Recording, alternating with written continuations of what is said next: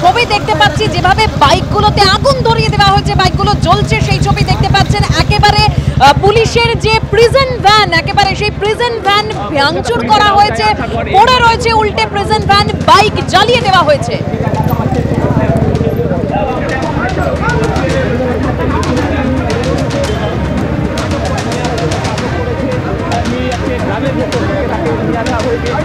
এই মুহূর্তে একজনকে দেখতে পাওয়া যাচ্ছে, তাকে পুলিশ ধরে নিয়ে যাচ্ছে, লাঠিচার্জ করছে, এই ঘটনার সঙ্গে যুক্ত রয়েছে এমনটাই সন্দেহে কিন্তু তাকে ধরা হচ্ছে, সেই ছবি কিন্তু সরাসরি দেখতে পাওয়া যাচ্ছে।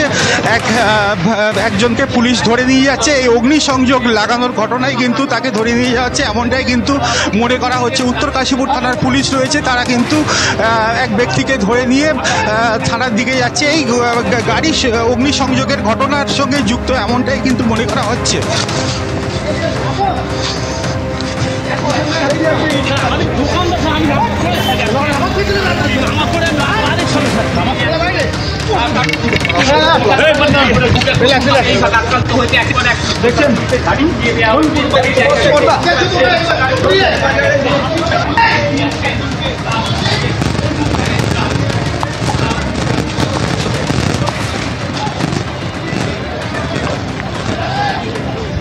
হ্যাঁ হ্যাঁ মোবাইলে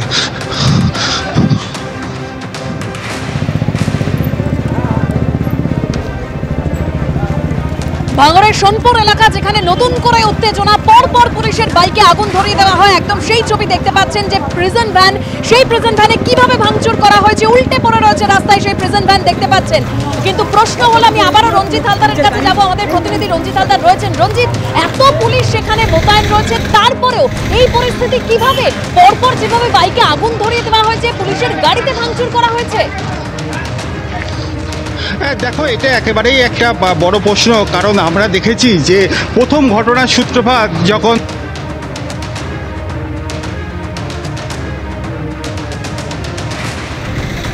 ছিল, তারপরে কিন্তু ক্রমে সেই সমস্ত পুলিশের সংখ্যা কিন্তু বাড়ে, কিন্তু বাড়ার পরেও কিন্তু পুলিশের যে ভূমিকা, পুলিশ এই সমস্ত কলকাতাগামী যে সমস্ত মানুষজন তাদেরকে কিন্তু সরাতে পারেনি, কারণ তাদের সংখ্যাটা কিন্তু প্রায় 100টার কাছাকাছি গাড়ি তাদেরকে সরানোর চেষ্টা করেছিল।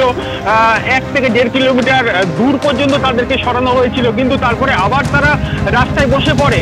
পাশাপাশি সেই ঘটনার সেই আঁচ কিন্তু একেবারে সেই ঘটনার স্থল থেকে আরো কিছুটা দূরে উত্তর কাশীপুর থানার অন্তর্গত কাশীপুর একেবারে বাজার সংলগ্ন যে ব্রিজ আছে, সেই ব্রিজের ওঠার মুখেই কিন্তু একের পর এক পুলিশের গাড়ি এখানে ছিল, বাইক ছিল, 5টি বাইক এখনো পর্যন্ত পুড়ছে, সেই ছবি কিন্তু দেখতে পাওয়া যাচ্ছে। পাশাপাশি তোমাকে দেখাবো যে এই যে পুলিশের একটি গাড়ি, যেখানে কলকাতা পুলিশ লেখার লোগো দেখতে পাওয়া যাচ্ছে।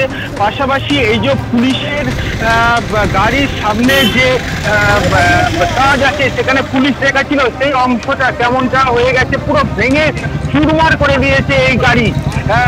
গাড়ি ভাঙা হয়েছে, পাশাপাশি গাড়ি উল্টে দেওয়া হয়েছে, এখানে একেবারে ইট বৃষ্টি করা হয়েছে, সেই ছবি কিন্তু দেখতে পাওয়া যাচ্ছে এখানে। পাশাপাশি এই যে গাড়ির ভিতরের যে অংশ, সেই অংশ কিন্তু পুরোটাই নষ্ট করে দেওয়া হয়েছে, একাধিক ইট গাড়িতে মারা হয়েছে, গাড়ির ভিতরের যে সিট ছিল, পাশাপাশি গাড়ির যে সমস্ত কাঁচের অংশ ছিল, সমস্তটাই কিন্তু একেবারে চুরমার হয়ে গেছে। পাশাপাশি যে সমস্ত বাইকগুলো এখনো পর্যন্ত পড়ে রয়েছে, সেই বাইক এখনো পর্যন্ত কিন্তু দাউ দাউ করে আগুন জ্বলছে, এমনটা ছবি কিন্তু এখান থেকে দেখতে পাওয়া যাচ্ছে। কলকাতা পুলিশের বিশাল পুলিশ বাহিনী ঘটনাস্থলে রয়েছে, কিন্তু পুলিশ থাকার সত্ত্বেও বিশাল পুলিশ বাহিনী ঘটনাস্থলে সকাল থেকে আমরা দেখেছি, খেপে খেপে সেই পুলিশের পরিমাণও বাড়ানো হয়েছে। তারপরেও যে এই রকম ঘটনা ঘটলো কি করে, পুলিশের গাড়িতে একটা দুটো নয়, 5টা বাইক এবং অন্য একটি পুলিশের গাড়ি, সেটা কিন্তু একেবারে ভেঙে চুরমার করে দেওয়া হয়েছে এবং উল্টে ফেলে দেওয়া হয়েছে। সেটা কিভাবে ঘটনা ঘটলো, এত পুলিশের উপস্থিতি থাকার সত্ত্বেও, সেটা কিন্তু এখন বড় প্রশ্ন চিহ্ন হয়ে দাঁড়িয়েছে।